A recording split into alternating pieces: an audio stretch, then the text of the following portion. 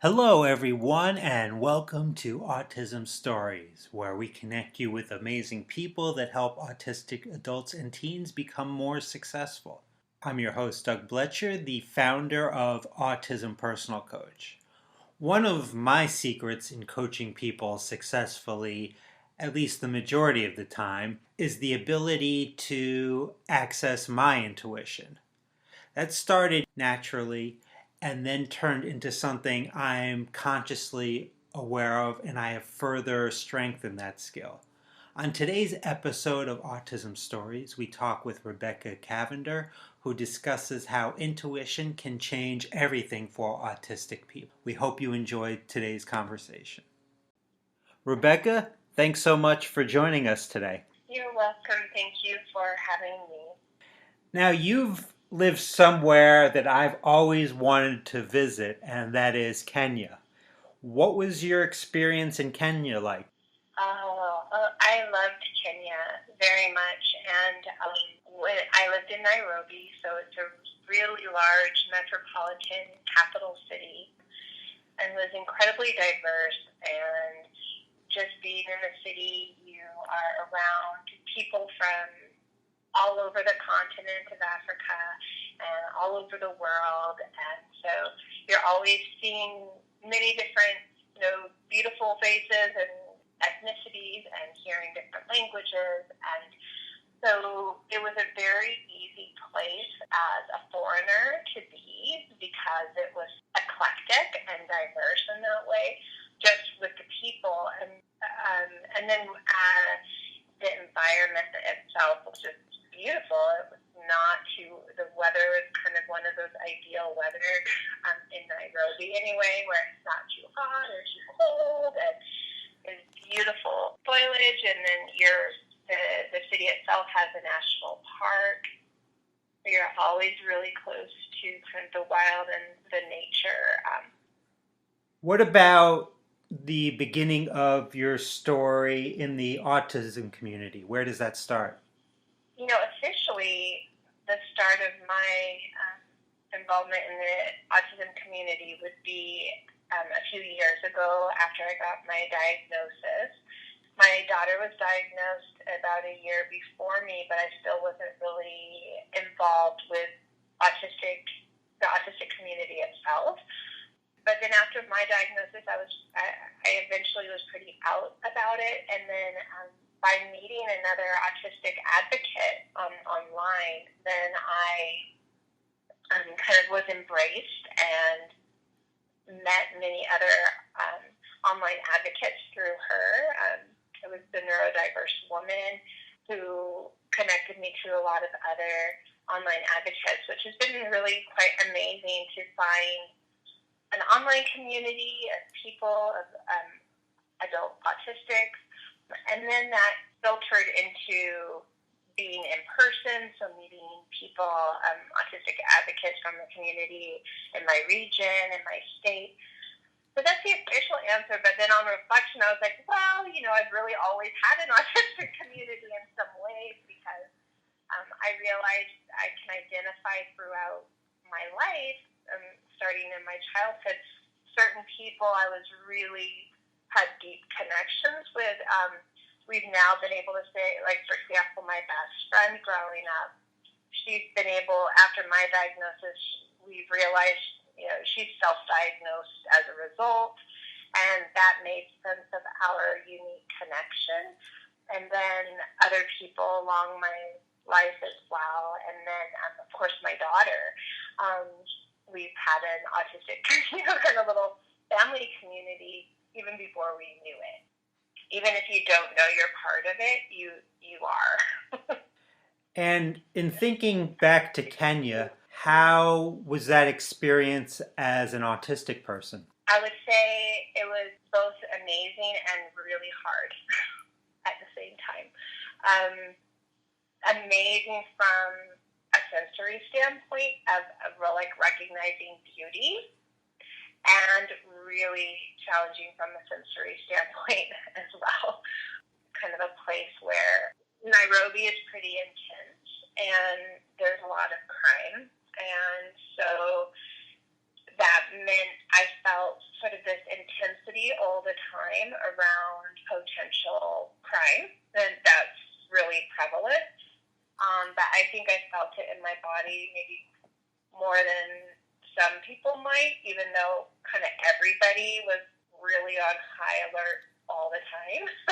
I think that was just amplified in me. And even just the sensory stuff, if I'm downtown or driving, is pretty manic. But at the same time, those same sensory, like extra sensory sensitivities allowed me to really just be in love with the beauty of where I was. Even just where I lived, it was on the edge of the Nairobi National Park, so I heard all of these beautiful animal noises at night. I had night blooming jasmine. The rains would come, and I could just see this beauty kind of fall down in the environment which I lived, and that I'm very sensitive to that, and so that was almost like ecstatic for me. So it could kind of go from one end to the other in terms of that, from the lens of autism, living there.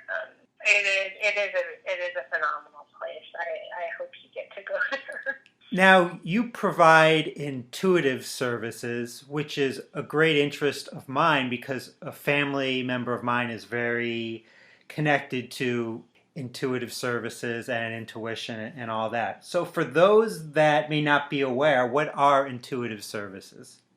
This is such an interesting question because I feel like it's so broad, because I think on one hand it kind of depends on how someone defines intuition, and then also how much they're leading with that being their service, and how the intuition comes through for them, which can be different for different people. And so I think intuitive services can run the gamut from, honestly, people who don't maybe fully recognize they're using them. So let's say if you're a midwife or a doula or in hospice or a nurse or end-of-life services, emergency service workers, teachers, they're probably all relying a lot on intuition, maybe consciously or not. And I think probably those who use their intuition in those ways, in those positions, probably are much better at their job. But I think so. It can be anything from that to someone who is an artist or a musician who paints intuitively or writes music intuitively. Me, I'm a writer, so that's my primary way. But then there's also people who will use them in coaching services or spiritual services, or maybe they use things as a tool to help them access their intuition to gather information about a situation, which is really what intuition does, is provide information. So they might use tarot cards, or maybe there's somebody who is psychic or a medium. So, I mean, it can run this whole entire gamut of what you might not think is actually quite intuitive, but it's probably quite an intuitive job all the time, to people who would really lead with that in their life. So I think it's really broad. And how did you first get started in providing intuitive services? I think it really started for me when it was on the back of a divorce, and I was really kind of just coming back into myself and who I really was. And I was getting coaching services from a woman who was quite intuitive and said that I was, and I didn't really know that. It's something that I think I had lost, kind of forgotten about from my childhood, honestly, which I think is really kind of the thread that follows through for most people about intuition, is that it's quite natural as a child, and then we kind of begin to not consider it logical or practical and kind of put it aside, or we might think it's a little too And then she recognized this in me, and we practiced it. And then I began coaching other people, and I noticed how much stronger that became for me. And then the more I used my intuition, the more it opened up. And in my personal work as well, I'm providing copy. One of the things I do is provide copywriting services, is that, but from an intuitive place, I would just hear these, like, instead of it being all logic and analysis or salesy, I would hear, when I became quiet and present, I could hear like mythopoetic words that came through that were just so beautiful, and could just sort of stream of consciousness write them, but with the intention of them being of service to others. And then that practice really took off in terms of then me wanting to really use this to be of service to other people, they could remember that they're whole and remember and really express themselves and not hold back, and that you have to feel safe enough to do that. And so that became a real passion for me before I even knew I was autistic, just from having a normal wounding that many people have and is very prevalent in the autistic community, of just feeling so different and feeling like there's something wrong with you and you're not the same as everyone else. You were talking a little bit about your intuitive services and what they help people with. What are all the different types of services you provide? Well, for me, the services I provide all come from this place that my hope is for people to really fully express themselves authentically, and feel safe to do that. And I know that to do that, they need to remember they really belong, and that it's not, and that it's safe, for them to be able to express their true selves. So the way I do that primarily is through writing. So whether I am writing for someone so that they can express themselves better, so that's where my copywriting services come in, and to help tap into their authentic voice, I listen into it and then basically write them and their truth. Another way is a lot of people ask for personal, like, intuitive poems, and I love doing that. So for me, words are medicine. So I'll just feel into them, and I think a lot of autistic people are quite hyper empathetic, so it's not that hard to do. And just feel into them and feel into what is this message that wants to come forward for them. And so there's this poem that will come forward or message. And then another way that I really love serving is with writing, Facebook writing group for intuitive writing, and that's for autistics and highly sensitive people and empaths. So that's another way that people can come and we practice our intuitive writing. Occasionally I have writing circles, and they're always kind of intuitive writing circles, and that's one of my favorite things to do.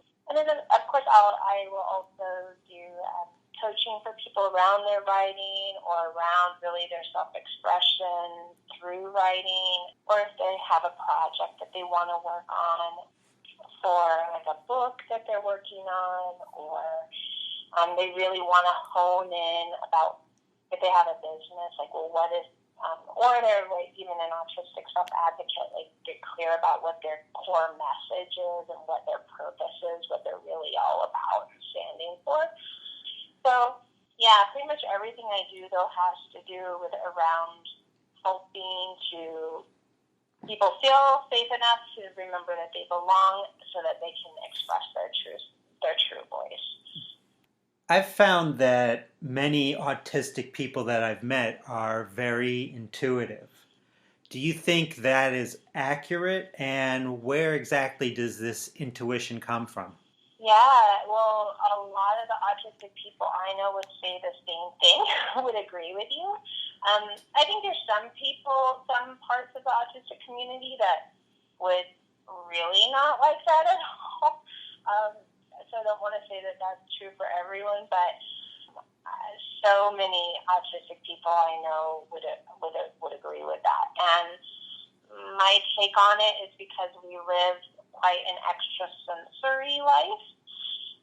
We live through our senses, and we experience them like in multiple ways. That I think that is a lot of the intuitive pieces that come through for us, and also pattern recognition. But to me, what intuition is really the ability to become really present in a moment, so that you can listen to what the information is that's coming forward. And that's usually more of an unconscious tapping in. And so, if you kind of want to do like a psycho-spiritual standpoint, it includes the pattern recognition, which autistic people are generally really great at. And seeing these wider patterns, for me, it's also looking at the archetypal. So when you look at the world through patterns and sensory patterns, then it's really easy to, from a non-logical place, and maybe even from the body, just feel into what seems to be true and receive information that way. And some people kind of aren't sure about intuition, but it's something that, Eastern philosophers and religions have talked about since pretty much forever. Plato was talking about it in Western philosophy.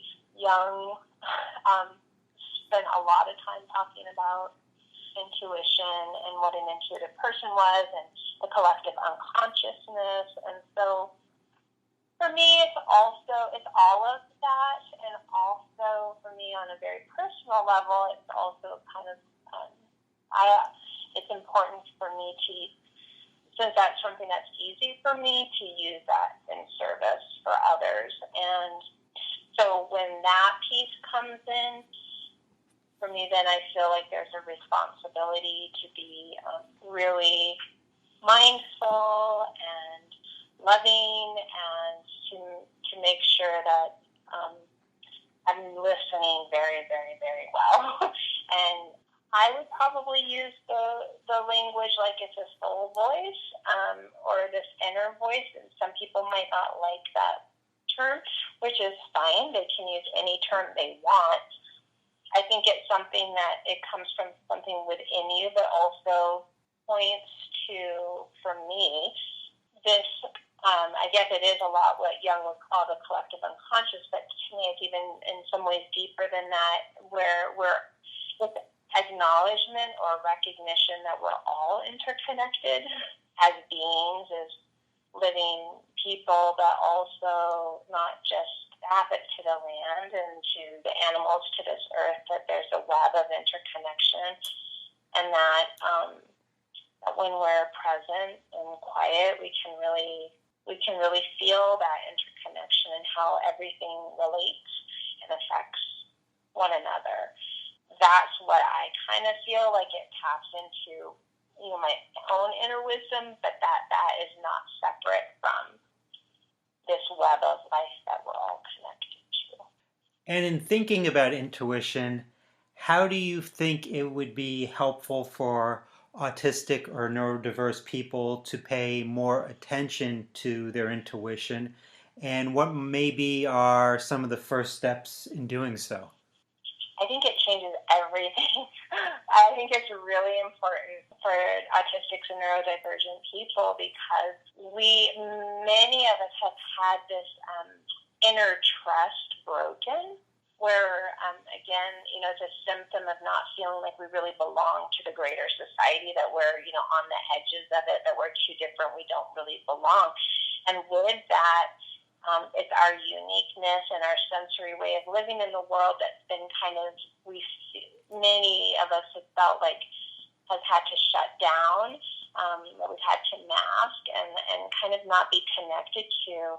That causes an inherent sort of lack of trust, of listening to yourself and what's true for you. And as really sensitive people, we need to live life on our own terms.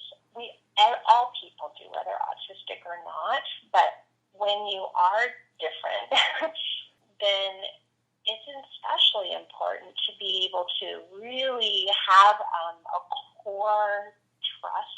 yourself and let go of other expectations of how it's supposed to look. So I think this impacts the daily life in terms of even, well, what should my schedule look like? How do I maneuver in the world? How much do I put myself out there? Like, as simple as, what kind of job are you going to get? What is the environment like that you're going to put yourself in? And what do you need to take care of yourself on a daily basis to recuperate and to reset? Or what is your personal inner rhythm and pattern so that you can best be authentically who you are in your life? And for me, I'm very privileged in that I get to work from home. And so that allows me to have a great degree of control over my environment and how I live my life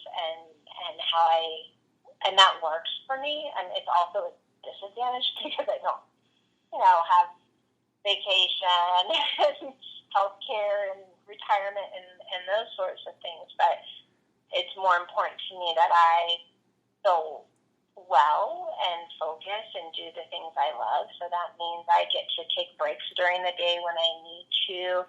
I can go to the grocery store, on off hours so they're not so busy. I can really control my sensory input in my autistic life a lot better so that I can show up as a mom, as a partner, for my family and my clients in the way that I want to. And that really comes down to a lot of intuition, to really listening and trusting what is true for you and not looking outside yourself for those answers. And I think that's the most powerful part of intuition, is that you're not relying on everyone else for the answers.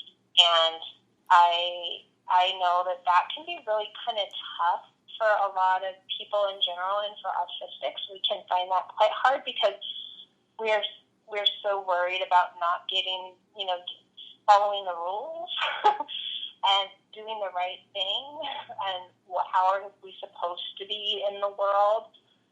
But if you can really just trust yourself and start to listen into that, it affects every single part of your life. I think is incredibly important. Earlier you were talking about your writing circles, which is really interesting to me because I've met so many autistic people that are writers or poets, use writing to process their feelings and emotions, or in many other ways. So what benefits have you seen come about from these writing circles? Yeah, an even greater expression of their truth. What happens with the writing circles with me is that they end up usually writing. We get out of our heads completely, and it's more of an embodied experience. So they go into their bodies and feel really safe, and we use some mindfulness practices, and so then I intuit a writing prompt when it comes through for the group, and then we free write. What comes through for almost everyone is very poetic, and I think I'm going to use the word soul language, but whatever word else you want to use, but whatever that language is that comes from within, it tends to be quite poetic. It tends to be kind of a mytho-poetic, and it's beautiful, and a lot of people don't recognize they have that within them, and it's their inner voice, their inner wisdom that can guide them. And so I've noticed that people have just really been able to claim that, like, wow, I have this inner wisdom within me, and I can start to trust this, and well, this is so beautiful, this is part of an expression of myself. They start to feel more whole and free to really be who they are and to express that part of themselves that extends into other parts of their life. One woman actually completely changed her life entirely. she did a writing circle, and her husband had recently passed away. And then after the writing circle, after a couple of them, she ended up selling her house, moving to another city near her sister, and getting a condo near her and starting her new life because she began to trust her voice. And she thought, well, if I can do this, then I can start living my life the way I want to at this phase now. And other people have used their writing and actually published it, had it published in anthologies and things like that. It's helped people with their businesses to get clear about what it is they're really here to do, what they're taking a stand for. So I've seen that it's been really, really powerful for people, especially to have a safe place where they can just let their real beauty come through. I'm just even thinking about writing circles, like in terms of myself as an entrepreneur. How do you think that would help someone like me? Oh, a lot. Because I've had a lot of people that come that are entrepreneurial, and so the writing circles, like it would actually be fun to even do writing circles for entrepreneurs specifically to clue into what their core mission is, what their core message is for their business, what the umbrella is that says this is what I'm all about. Because that's a really hard thing to hone in for entrepreneurs. It's really one of the most difficult things to identify. And it usually helps to have someone mirroring that back. And so the writing circles help because you get kind of out of your head and you begin to listen to your heart. And if there is a writing prompt that prompts like, I am here to blah, blah, blah, blah, blah, then you write from your inner wisdom about what it is you're really up to in this world and how that does translate into your business. And I think it's incredibly practical in that way. And I do one-on-one work with people with that actually quite a lot. And to me, that's fun because then it's also pattern recognition. I get to say, oh, well, these themes came up for you and these themes came up. It looks like it's this, and how the puzzle pieces fit together thematically, which we sometimes have a hard time seeing ourselves, but can be pretty easy to see in others. So I think they're very helpful as entrepreneurs, just when going through any kind of transition in your life and reestablishing who you are, or just really wanting to express yourself and have a way to work through that. They're beneficial for all of those things. I've run them for grief circles before. I don't think there's really anything that they wouldn't be applicable to. Whether for myself or for others, if they want to learn more about your services and get in contact with you, how would they go about doing so? Yeah, probably the easiest way is just my website, which is my name. So it's RebeccaCavender.com. It's Cavender like lavender, but like ER at the end, so RebeccaCavender.com. I'm also on Facebook, and if you type in my name, Rebecca Cavender Writer, then you'll find my writing page. I'm pretty active on Instagram. Again, you look up Rebecca Cavender Writer, and you can find me there. People are more than welcome to join the intuitive writing group. It's called Write Your Fire, and on Instagram, there's I have a link tree in my bio, so it has at the top of that the link to join the Facebook group, or if they go to my Facebook page, I have links to join the group on there. It's free, and in the Facebook group, I provide them intuitive writing prompts every Wednesday, and I do some Facebook Lives, and we do some challenges sometimes to help stretch us, but it's just a gentle place where there's no pressure. Like people don't have to participate. They can participate however they want. It doesn't matter. But those are the the main ways to get a hold of me, and I'm really happy to talk to anybody. Well, Rebecca, I really appreciated the conversation and the opportunity to learn from you. Thanks so much. Thank you very much for having me. Thank you for listening to today's episode, and thank you so much to Rebecca for the conversation. Using your intuition in this day and age is so important because life can be challenging for any of us. When you're autistic, the world isn't designed with your unique traits in mind, and everyday demands can feel insurmountable.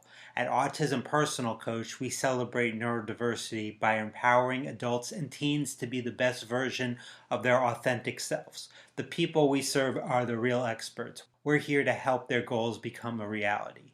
To get an autism coach for a loved one or yourself, email doug.bletcher@autismpersonalcoach.com or call or text 216-336-5889 and request a coach today. On the next episode of Autism Stories, we will talk with Swathi Chettapalli about one of our favorite topics, entrepreneurship. Talk to you then. Sometimes we wish we were normal. We hope you understand. This is not fun at all. There are some times we fear we can't improve. Everyone around us has said that we've improved. Taking longer to study, longer to learn. It also takes us longer to complete tasks at hand. Having Asperger's, not making sense. Our actions are different.